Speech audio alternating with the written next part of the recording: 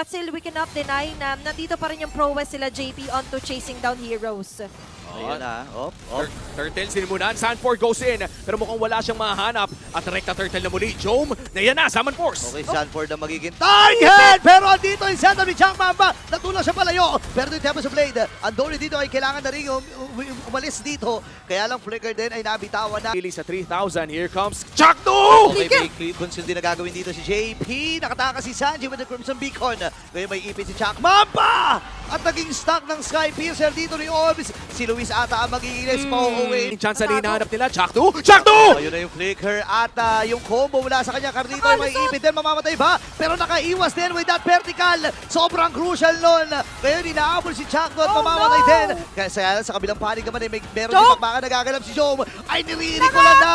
Dito na. Isang bullet kung hindi nag-wings by wings yung Farsa. That could have been a kill with 4 bullets alone. At mukhang may inhibitor turret na nga nababagsak. That's mid lane. Dalawa na ang nawala at si Luis na atang uunahin. Mabubuhay pa rin at Tempest of Blade ay ginamit na nga ni Gaga dito. Andori makakataka si Oheb.